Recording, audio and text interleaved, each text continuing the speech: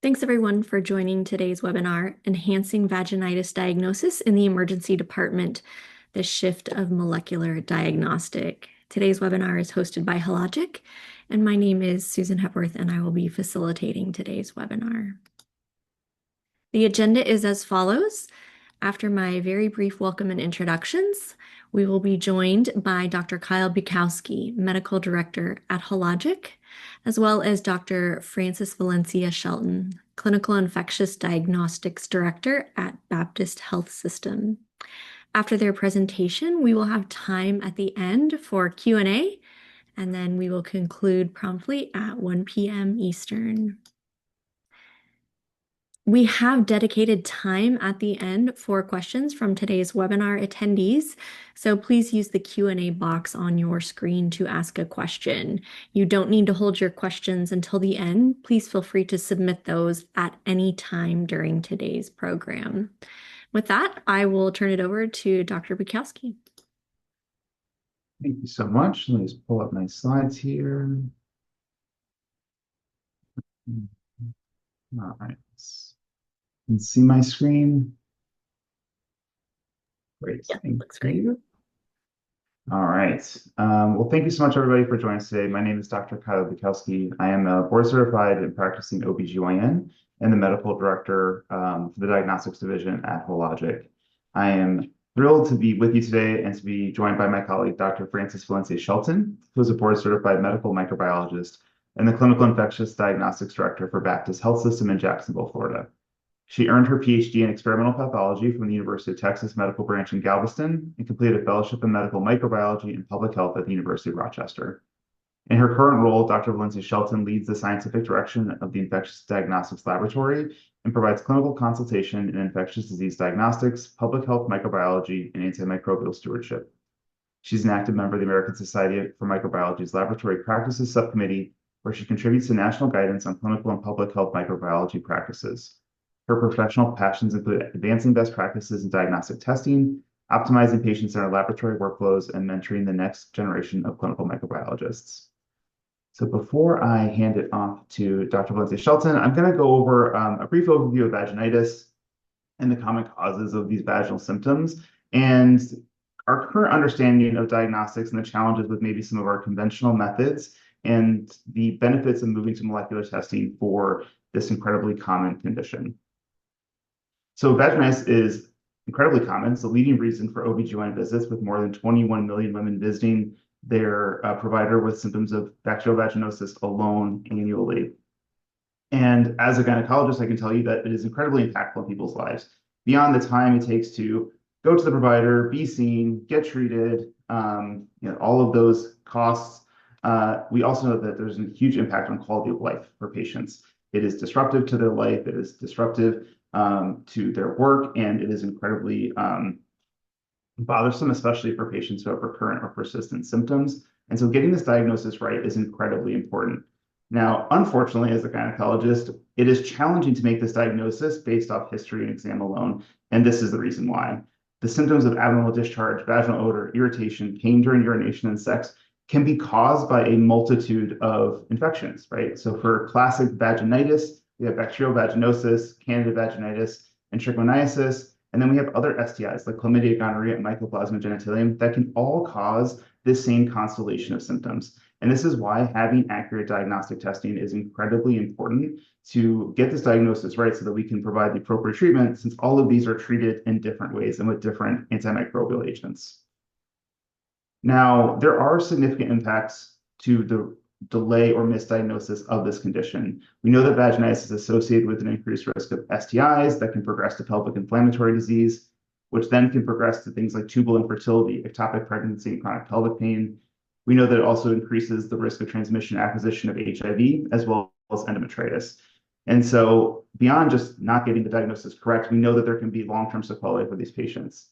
And we are not doing a great job as clinicians in getting this diagnosis right currently, right? There are many, many women who are incorrectly diagnosed with BV who don't actually meet AMSL criteria, or who have a misdiagnosis of candidiasis based on conventional method testing. And over half of women actually get a diagnosis with no evidence of testing at all. And we can do better for women in getting this diagnosis correct. Similarly, we can do better for women in getting the right treatment for the right diagnosis. We know that many women, right, a third of women without any evidence of actual infection from BV, yeast, or trick, are prescribed antibiotics or antifungals just based on their symptoms without appropriate testing. And nearly half of women receive an inappropriate prescription for vaginitis. And this is highly problematic to be exposing patients unnecessarily to incorrect treatments because we're not given diagnosis right the first time. Now, let's think about the three causes and understand these causes a little bit more for vaginitis. So BV is overwhelmingly the majority of cases, with half of vaginitis cases being caused by bacterial vaginosis, another quarter are caused by Candida vaginitis, and then 15% caused by trichomoniasis. And that leaves about 10 to 15% that is caused by other etiologies that are not represented here, things like inflammatory conditions or autoimmune conditions. Now, BV is incredibly interesting because as opposed to all these other infections, it's not represented by a single causative organism that overgrows and causes symptoms. It is a syndrome that is caused by a change in the normal vaginal microbiome, moving away from a lactobacillus predominant biofilm that is healthy for the vaginal flora into a facultative anaerobic predominant biofilm. And that is what causes the cytotoxic effects and the symptoms of discharge, odor, and irritation. Also, interestingly, BV is not classified as an STI, but there is evidence that BV can be sexually transmitted, and that we know that some patients will report that they get BV from specific partners, not other partners. We also know that BV is incredibly uncommon in people who are not sexually active. And there is increasing evidence that treating partners with the same regimen that we treat women with BV actually reduces the risk of recurrence. There was a recent paper published out of Australia earlier this year that showed by treating partners of women with recurrent BV, they reduced the recurrence of BV in the female patient by 50%. It was actually so significant that they ended the study early because they saw this treatment effect at their safety check halfway through the study. And then lastly, treatment for BV is recommended for women with symptoms. We should be testing women with symptoms and treating women with symptoms. If we're seeing changes in the microbiome that are not associated with symptoms, we really can't call that BV, and it does not require treatment. Now, this is to illustrate what I was describing earlier in the changes of the vaginal microbiome that characterize BV.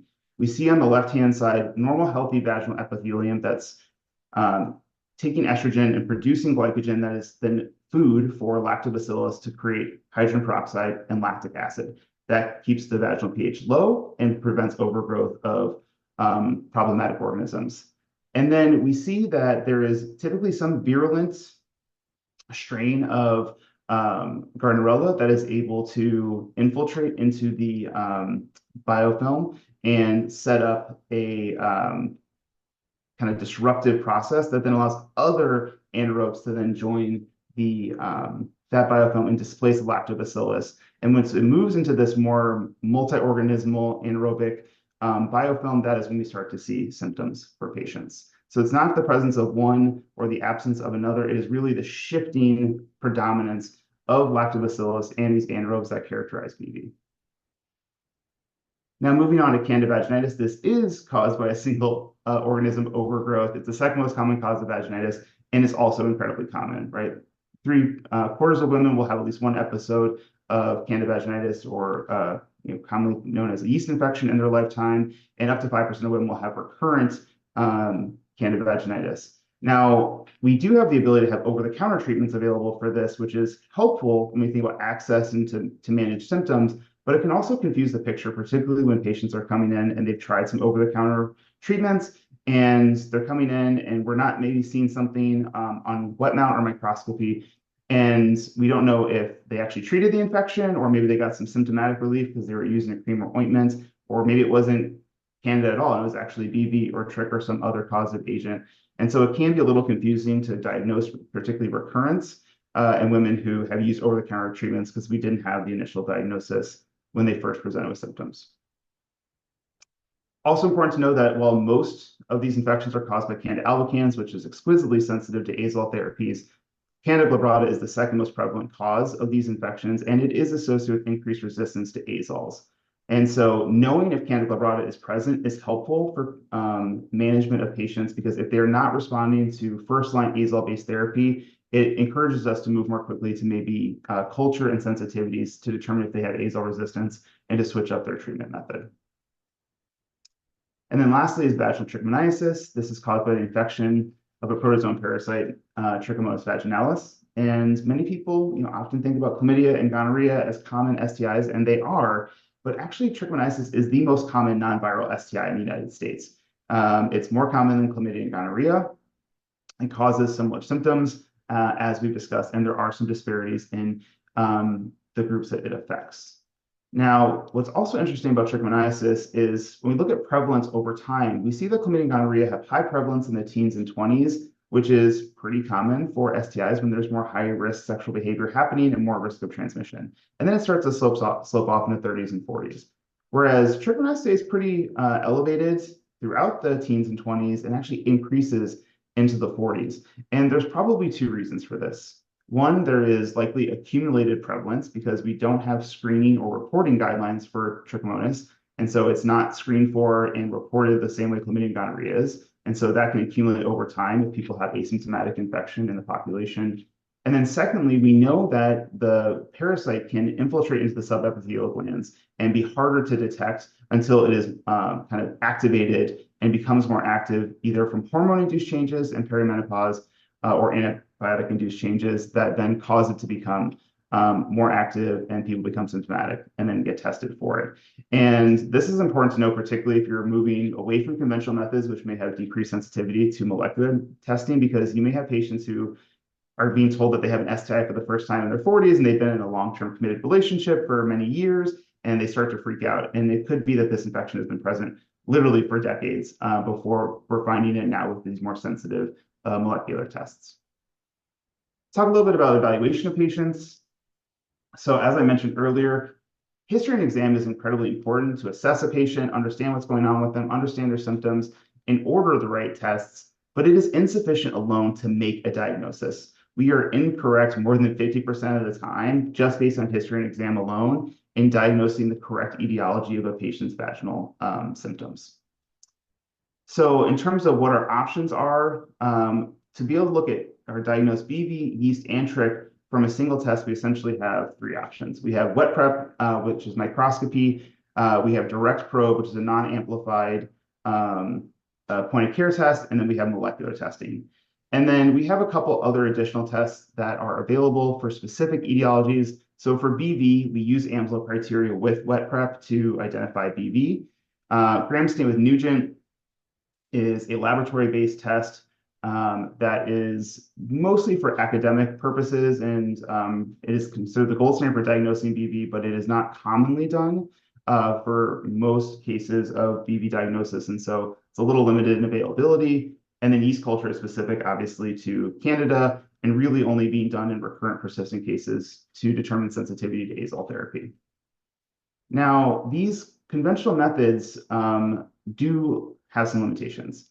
And the main one is limited sensitivity, particularly when we talk about wet prep with AMSL. We have low to moderate sensitivity for BV, yeast, and trich. It is easy to miss these infections when looking at the slide for a variety of reasons.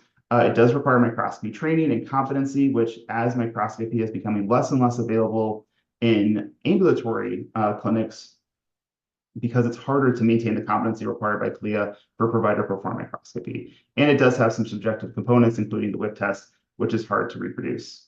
Gram stain with Nugent, as I mentioned, difficult in retaining competency because it's not done commonly, and therefore it's hard to keep competency up for lab technicians, and it has an intermediate result. And so it has kind of normal vaginal flora, clearly BV flora, and then this intermediate result. And that is hard to manage as clinicians. I don't know what to do with that as a clinician because it's not clearly BV and it's not clearly normal. So do I put them on antibiotics? Do I not? Do I watch the patient symptomatic? It can be challenging to manage that result. And then lastly, for direct probe, it does have some subjective components to interpret the photo developer. And the other issue, particularly when it comes to BV, is that it's just looking for Gardnerella. It is not looking for what we know to be true of BV, which is this complex multi-organismal syndrome. And Gardnerella can be present in normal vaginal flora. And so only looking for Gardnerella is kind of missing what is true about BV in terms of the loss of lactobacillus and the increase in facultative anaerobes. Now, when we look at comparison of in-clinic testing methods, clinician diagnosis, and molecular testing, we see that molecular testing outperforms in sensitivity for all infections, right? BV, yeast, and trick. We see significant performance of molecular testing and sensitivity compared to these conventional methods. So it is by far the most sensitive and disease detecting diagnostic method we have for individual infections. Now, women can have multiple infections at the same time. And we see that when we look at molecular testing compared to conventional methods, we significantly improve the sensitivity of co-infections like yeast and BV or yeast and trick or BV and trick when we move to molecular methods. You see sensitivity hovers between 10 to 20% to identify co-infections using conventional methods compared to 80, 70 to 80 plus percent when we use molecular testing. So significant improvement in identifying multi-organismal infections as well. And this is really important because we know that these infections, not only different vaginitis type infections can cause this, but we also know that BV increases the risk of having STIs as well. So this was a study done using remnant samples from a clinical trial that was used to create a BV molecular assay. And so during the clinical trial, the diagnosis of BV was confirmed with gold standard Nugent scoring and Amsel criteria. So we definitely knew the patients who were presenting who had BV.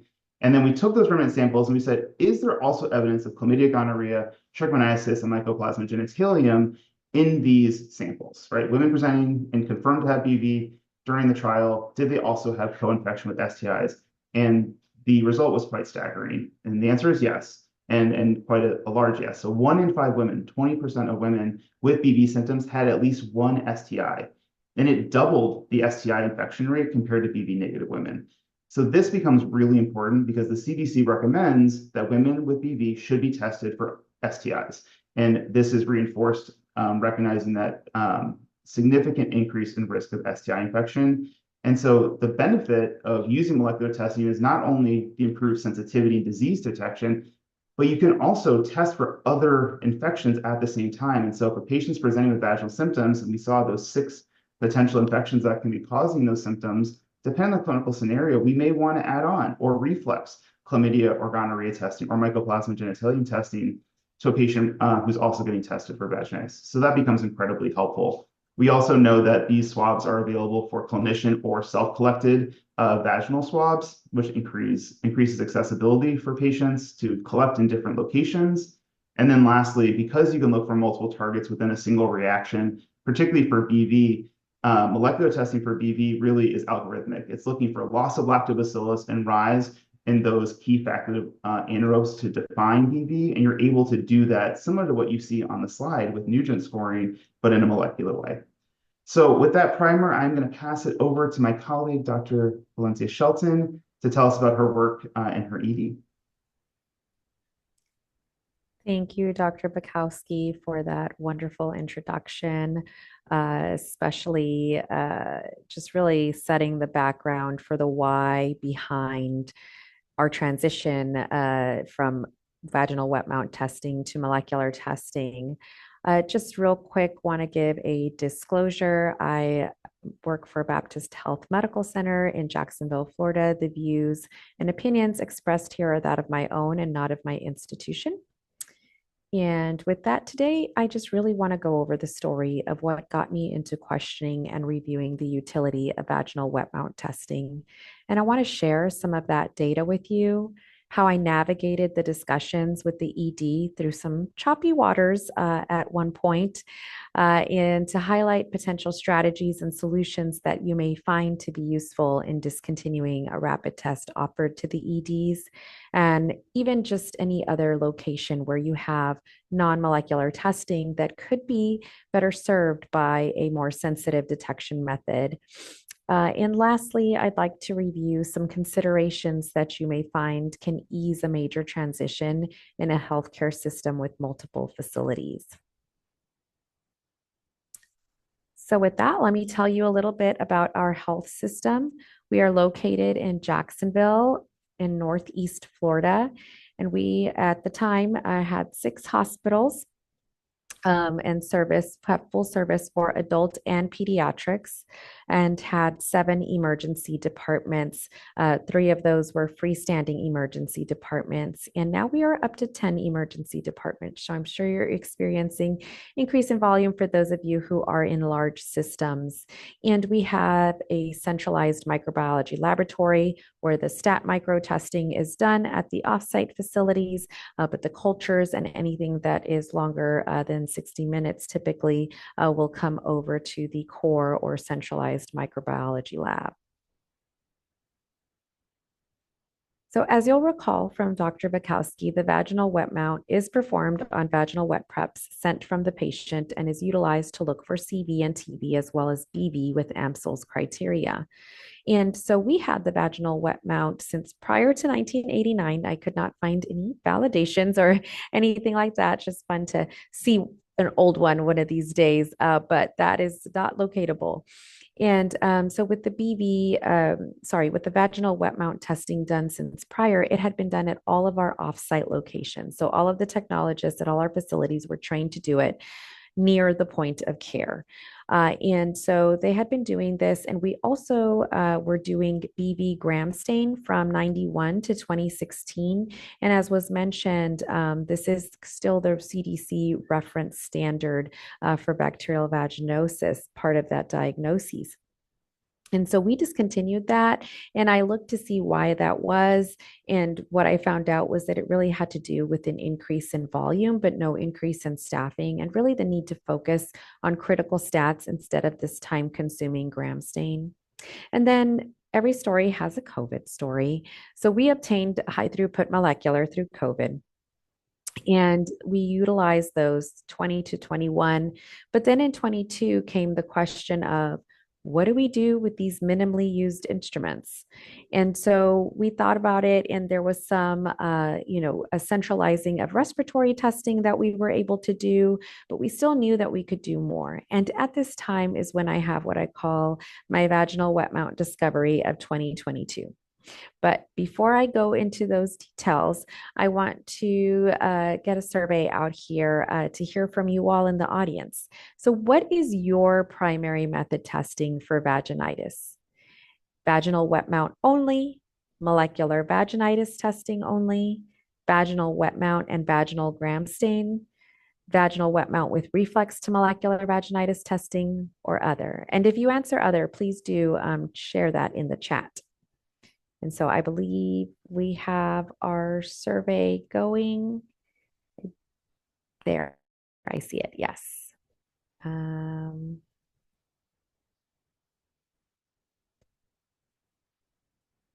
right. I think it's gone live. I'm not seeing a tally just yet.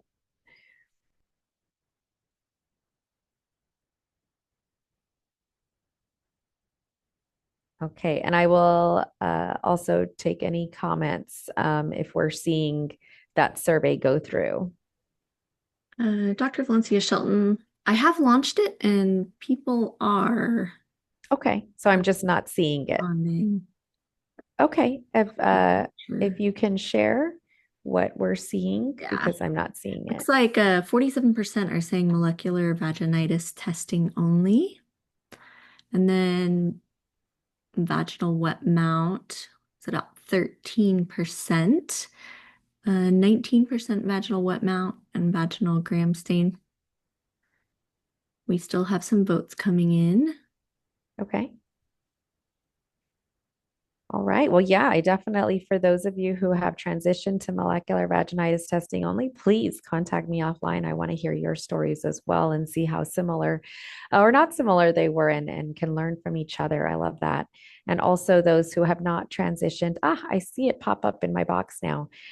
So I see, yes, yes. Okay. So yeah, not much change from what you shared, and there is also a reflex there. Okay. So interesting. And we have 2 others. We'll have to, if you don't mind sharing that in the chat for review later, that would be awesome. Well, thank you so much. And so going into that vaginal wet mount discovery, I mentioned for me, a lot of questioning and self reflection in the lab really starts with a CAP self inspection. And so this is where I realized when I was at a freestanding ED that for the first time that we do not perform quality control on wet mount testing. And I really was trying to understand the why behind it.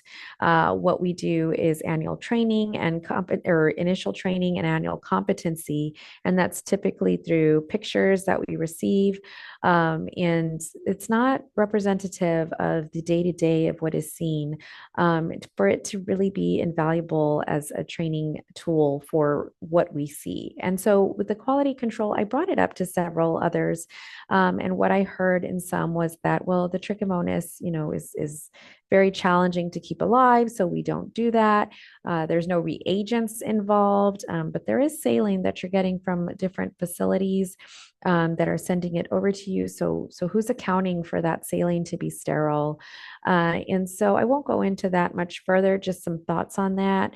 And it really, when I was surveying all of the medical lab scientists, some shared that they always went to someone for confirmation of what they were seeing. So it could be extremely subjective. And there was a variability in confidence level, I would say for sure. Some said, oh, yeah, it's straightforward to me. I never have any issues. And others, as I mentioned, would go to someone to consult.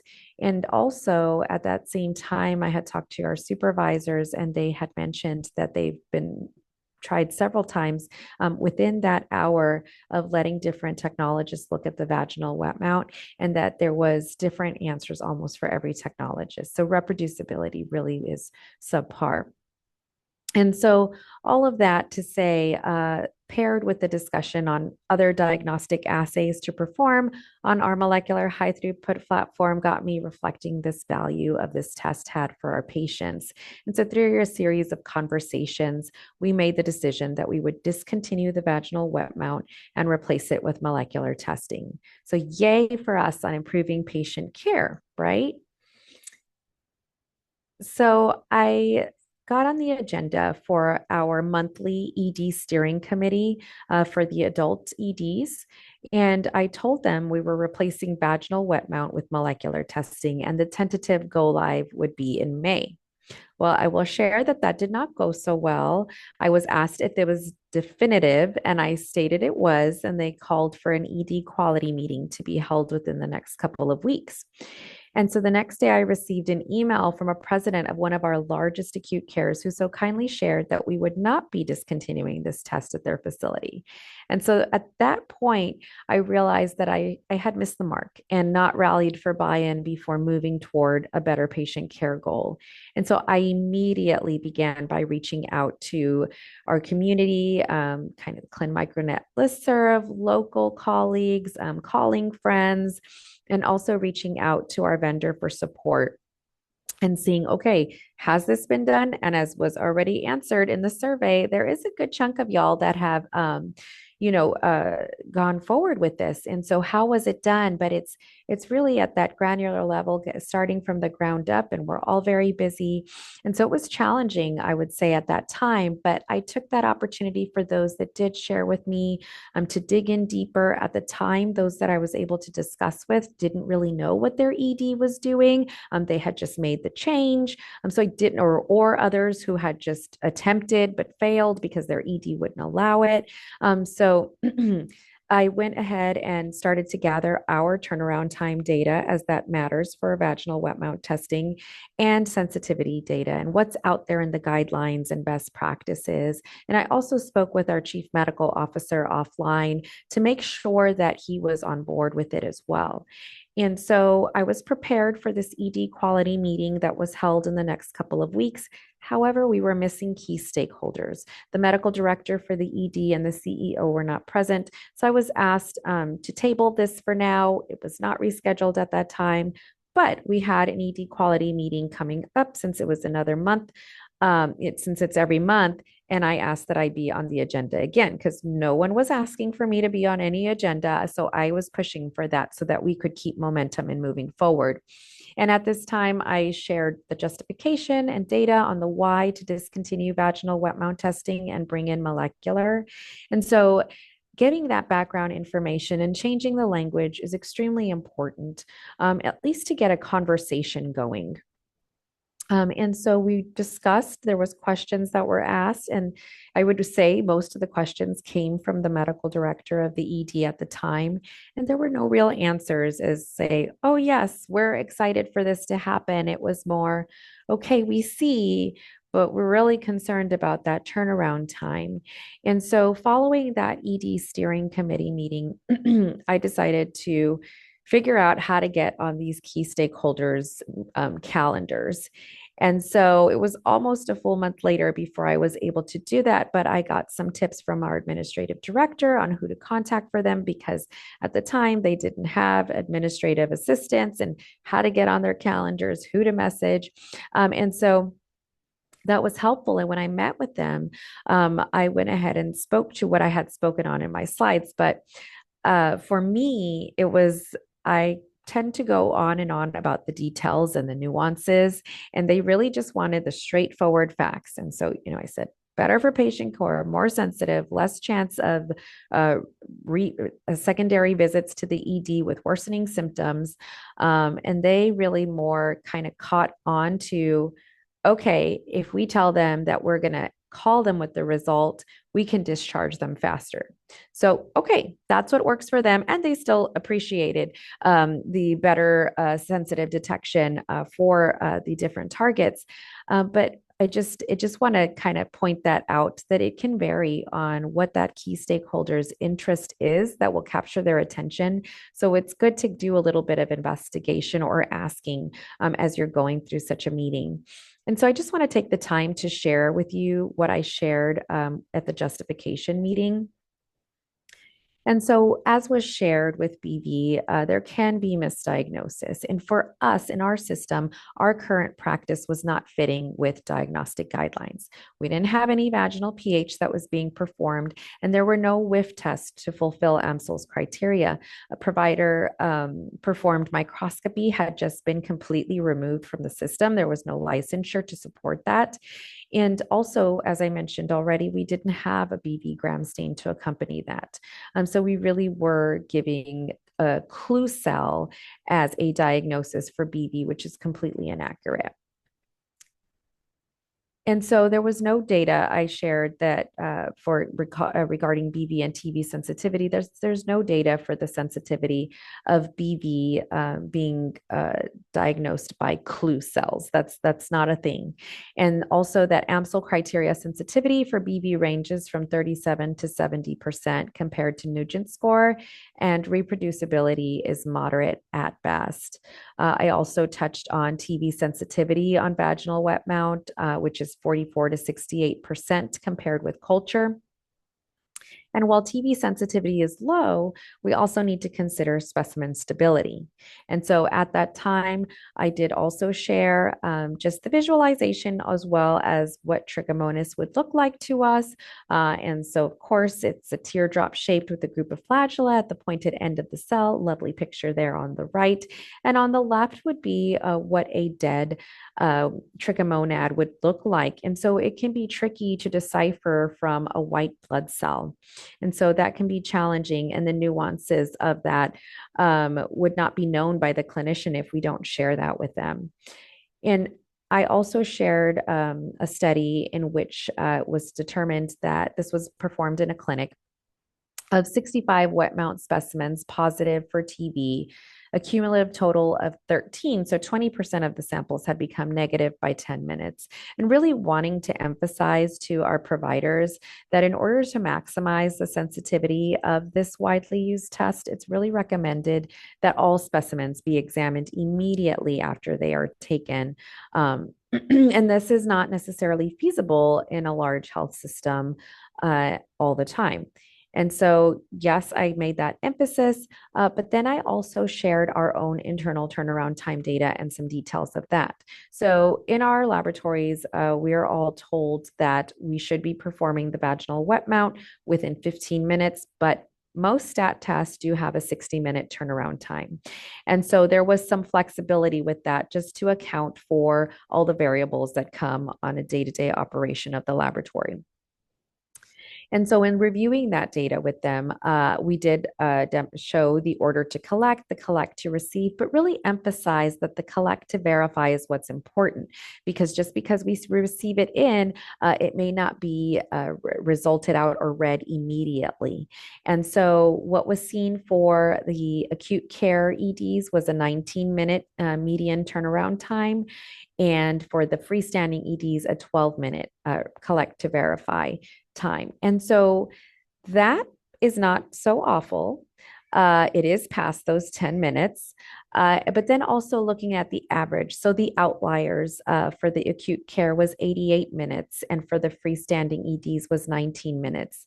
Now, a provider will see, okay, it took a while to get a result, but they're not going to know, okay, this increased the chance of me getting a false negative for trichomonas.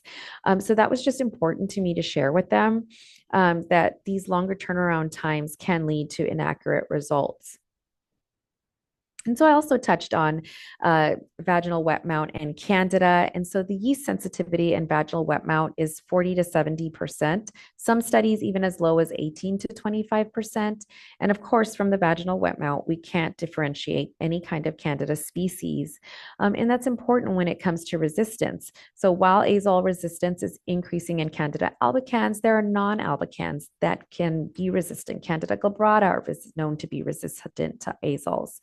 So just knowing that identification is important. Just as I shared with you all, I also highlighted the gaps in quality control and the inadequacy of competency training to the ED. And with that key stakeholders buy-in that I mentioned when I kind of made that offline meeting, I was able to share this at the final ED steering meeting.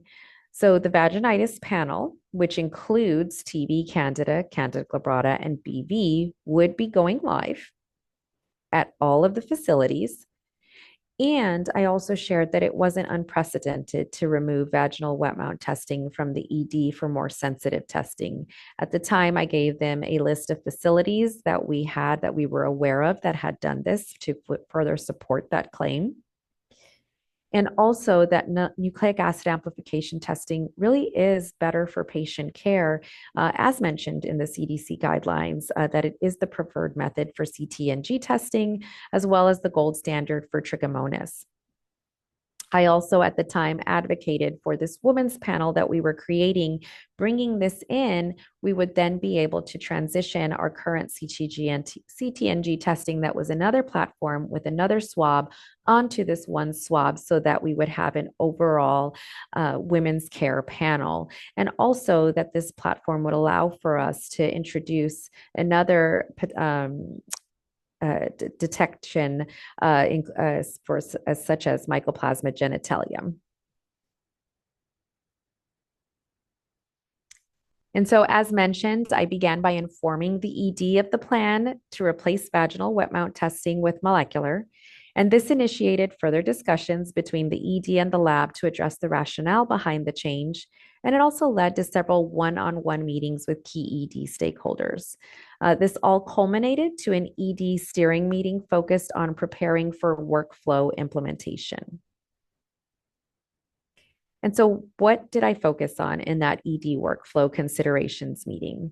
I was a little surprised that I was leading the meeting, but at the same time, I am the one who brought up the problem of the workflow. So I thought, how do I lead this meeting? What do I start with? And so I thought, well, I start with what I'm fully aware of, and that's the turnaround time expectation, that it was going to be longer than what they've experienced, and to kind of set that expectation. But I had already shared the why on that, and that we were moving forward. So what do we do with that? And so that initiated conversations between the ED providers and the nursing teams of the callback system, how they currently, what do they have currently for a callback system? Does that work for this? For us, it did. We were already calling back CT&G test results. And so this was just another part of that STI panel that would be called back. But also there was a question, is there a way to automate that?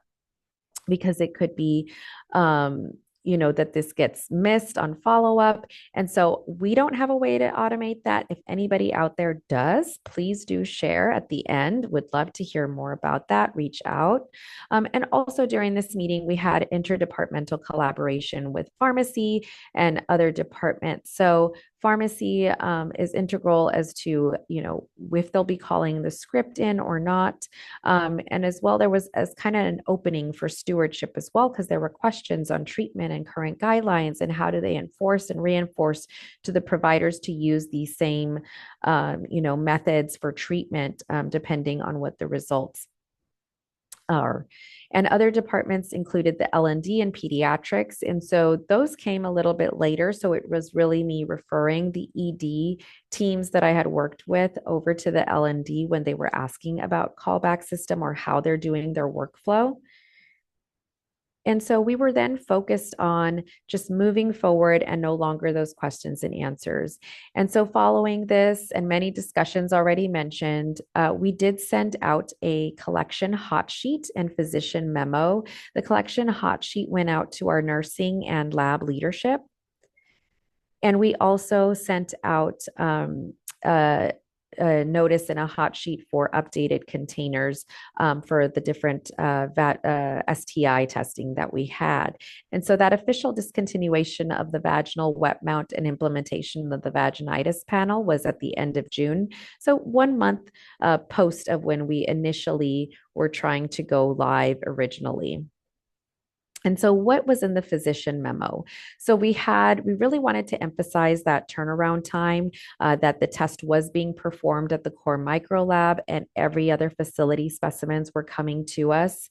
But of most importance really is how the assay works, that we wouldn't be calling out the separate organisms, but we would be reporting out the result of BV based on the measured vaginal anaerobic flora imbalance.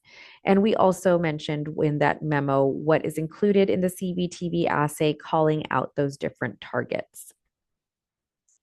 And so for offsite lab considerations, reminding everyone that only stat micro is performed. So yes, they got rid of a test, but they also got inundated with questions. But the hot sheet did help with that, that I will share here in just a moment. But I really want to point out too that we have inpatient and outpatient. The majority downtown is not outpatient. So we didn't emphasize pushing that communication out. We realized that some offsite facilities did, others did not.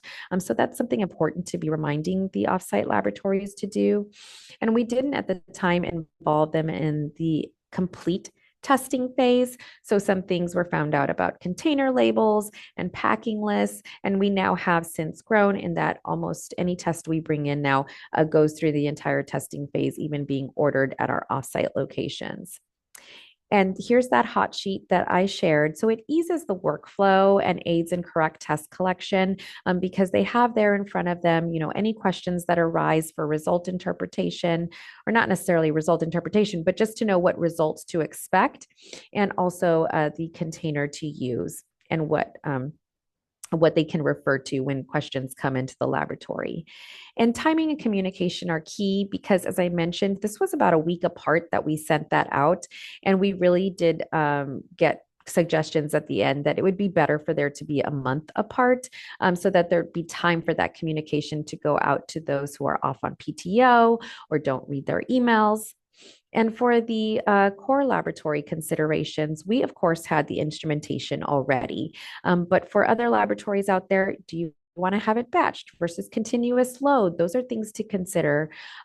Incorrect container handling. So there are many times in which we've had to deal with that from offsite facilities. And so we really wanted to emphasize to capture that before it comes to the core laboratory. And so that's why we created that hot sheet. But when it does come up, how do we really help this? So we have a system in which our receiving lab assistant will email the leadership of the core laboratory as well as that offsite laboratory to know when an event has happened, put in the event, because that is a patient that may have been lost to testing and follow-up, so that we can in any way possible mitigate it from happening again.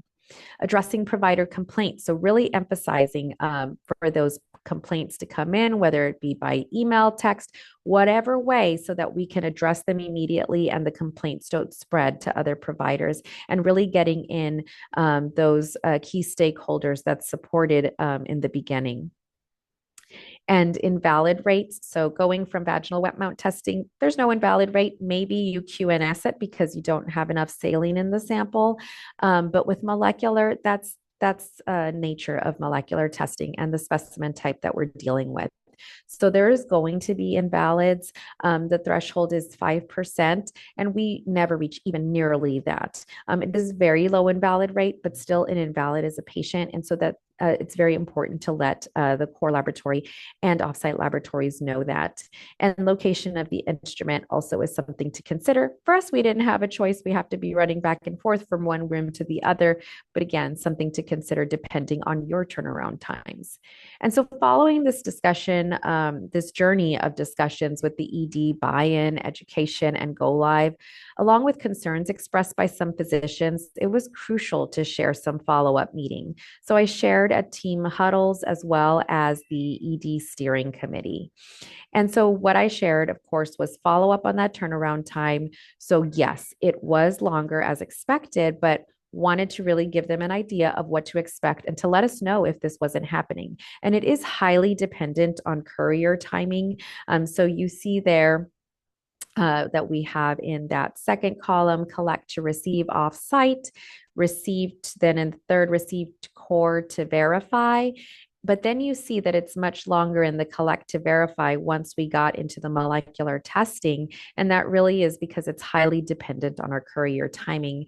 At the time, there were less couriers going back and forth from our freestanding EDs. So that's why there was that longer turnaround time of 9.5 hours versus 5 hours for the acute care. But really letting them letting them know that that's what's happening. And so that also the callback system, the nursing in charge of that can also know how long before going back into the chart to look for different types of results. And so looking at the system as a whole, so this is to orient you. On the first row, there's the pre going live with our molecular platform. And then on the second row, there's the post go live. And those are immediately before and after. And those third and fourth rows are more in the month of August, pre-implementation, and then in that last row, post-implementation. And so looking at BV, Candida species, and Trichomonas, they all had higher positivity rates for nucleic acid amplification testing compared to vaginal wet mount testing, which was expected, but it's much different to see actual numbers with what you're testing and how often you're testing that. So that was great to share with the ED. I did hear some comments and that it was good that we were capturing more. And the same time frames here, focusing on dual positivity, as was mentioned by Dr. Bukowski, of just how that can really just kind of emphasize that there is the need to see that, and not knowing that with the vaginal wet mount is tremendous. And so what we saw was a higher positivity rate with NAAT across the board. So we saw a 3.5-fold increase for BV and TV, as well as a 7-fold increase for TB and yeast, a 2.9-fold increase for BV and yeast, and an 8.7-fold increase for all three. Now, I want to share some more recent data breaking down our system for a longer period of time. So in the previous slides, you were seeing system as a whole. And so here, what I've broken down is our freestanding Ds, acute cares, and then in the next slide will be the core and the system for individual positivity rates. And so what we're seeing here is 8-month time period. And so this was different from what we had seen with the system. We saw a decreased positivity rate for BV with NAAT compared to vaginal wet mount testing. And that was for the freestanding EDs and the acute cares. And so that could be overcalling of BV at these facilities prior. And we also saw sustained higher positivity rate for Candida species and TB with NAAT. And we'll now look at our core microlab and the system. And so here we did see where that BV did increase, as was seen for the system previously when it was just 1 month pre and post. And so we may have been with that higher rate of positivity, we may have been undercalling BV at that time. So it's just interesting to see these stats in real time for to share with our two members. And we also saw a sustained higher positivity rate for Candida species and TB with nucleic acid amplification testing. And lastly, of course, looking at the dual positivity rates, also breaking it down for the freestanding EDs and acute cares, we did see a sustained higher rate for all dual positivity and tri-positivity with molecular testing. And the same was seen for our core and system when we broke that apart. And so consistently seeing that increase in dual infections throughout our system. So what are some things that I hope you can remember today or that can be of help today? Really to identify applicable department decision-making team and key stakeholders. So who are those members, the departments that are ordering, looking at the ordering departments for any test that you're going to change. Who are those key stakeholders? Being able to talk to the nursing teams to get some insight into the physician's perspective, or your administration or your medical directors who are in these meetings with them. Reviewing guidelines, data, best practice is going to help a ton to present to clinical committees and key stakeholders and getting there on their agenda, finding a way to get on their agenda. You may not be invited. If you're not, get on that agenda. And a hot tip, if you're able to perform side-by-side comparison testing on de-identified patients, do that to push home the message. I think that would be of great benefit to be able to help you justify as well. One-on-one conversations with key stakeholders is crucial, emphasizing the value provided, but also taking into account what matters most to them. It could be patient care, it could be cost, it could be workflow, it could be a multitude of different things. It could be discharge of patient. And of course, part of the lab is taking into account the team and the system lab leadership buy-in and consideration and workflow planning. And so really including micro directors, medical directors, the vice president of operations, so everyone is on the same page as you move forward in progress. And really from our data, just that vaginitis diagnostic molecular testing detects more otherwise missed infections. And we were able to consistently demonstrate that increased positivity with molecular testing for all TB and Candida species single detection, as well as all dual detections and the tri-infections.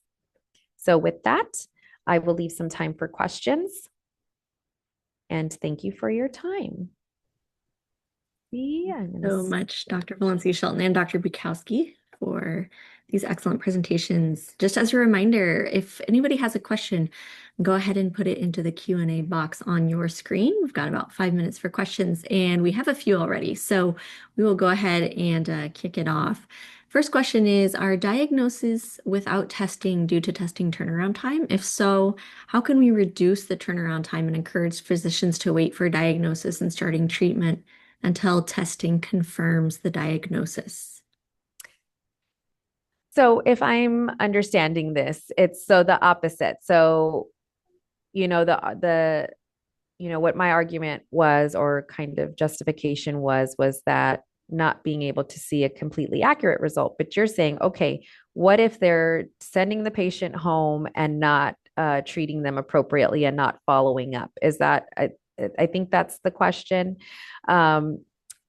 I mean, there are different point of care things coming out there, but really this accurate diagnosis is most important, making sure that we're focusing on the molecular. And so I think it's really education, at least from my perspective. I'll let Dr. Bukowski comment if he, from the clinician perspective, if there's something that's into consideration for him with that waiting time, what can that impact? How can we help the clinician understand further to wait for those results?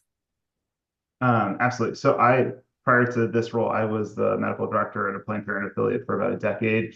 And, I'd like to think of us as a urgent care for reproductive health issues. So we had tons of women coming in with vaginitis complaints. It's often hard to get into your gynecologist urgently with symptoms, particularly these days. And so the turnaround time of microscopy is really attractive. The problem is if you're not getting the diagnosis right, it's not actually really helping. And so what a lot of people who have moved away from in-clinic microscopy to molecular testing or lab-based testing is they will kind of do their best guess based on exam and history and what the patient's reporting. They'll start them on some treatment, whether it be for BV, which is the same for tricks, so you can start on one of those two, or for yeast infection, and then they'll call the patient back if the result is different than what they expected and change their therapy. The benefit of any of these options is that these are all relatively cheap medications and available at most pharmacies, and so the ability to send in a prescription to manage symptoms is or to change therapy is helpful. But patients are usually pretty miserable when they come in, so they often want to start something that day. And most providers feel comfortable at least starting with empiric therapy and then adjusting as needed, with the alternatives being maybe a less sensitive test with wet mount or no test at all, and you're still doing empiric management. And one thing I didn't comment on too was just that, and some people mentioned that they do a reflex. So, I mean, that is not completely outside of the realm of an option. And also just that education and linking them potentially to antimicrobial stewardship as well, may be another method of getting that understanding. Great. All right, we have several more questions that have come in. What is the best lab tests and ancillary tests for vaginal discharge? I mean, I think it really just depends on your practice environment and your patient population. I mean, I think, I would say from a sensitivity perspective, molecular testing is going to be your highest sensitivity. But again, if you have issues with calling patients back, you need point of care, like it may look different. That'd be my answer. I don't know if you have anything to add. All right. Um, let's go with is NAAT test recommended as a test cure, since tests can continue to detect non-viable leftover nucleic acid weeks more after treatment has been successful? So depends on the infection. So chlamydia, gonorrhea, trichomoniasis all recommend tests for reinfection at 3 months post-treatment. Pharyngeal gonorrhea, for example, you're supposed to do a test of cure within a few weeks. And those often, depending on how quickly you're doing it, you may do culture instead of NAAT. Most commercially available molecular assays for these infectious organisms show very good, that are appropriately treated, show very good clearance of molecular material by 3 weeks. And so definitely by the 3 week mark, we can feel pretty confident and that retesting and it's positive is a true positive and not persistent kind of dead bug from before. All right. And Dr. Bukowski, I'm not sure if you want to pop open the Q&A. We have a couple Yep, other questions in there, and you could just see if yeah, we have time for one more. I'll let you sure. pick which Yeah, one I it think is. the other one to answer is, what specific DNA or what organisms are being tested. So at least I can speak to the Hologic aptima assays for BV, yeast, and trick. So for BV, it is 5 organisms. It's essentially 3 lactobacillus species that are being tested, looking for loss of those signals as that shift in the microbiome, and then Gardnerella and Aedeopobium. As you add more EDL or more organisms on, you start to lose sensitivity. And so that was kind of the most high yield combination. And then there's an algorithm that is kind of behind the scenes looking at the loss and rise of those organisms. That's then compared in the clinical trial was compared to both Amsel criteria and Nugent staining to confirm that patients were truly positive and that the positive was matching the clinical scenario.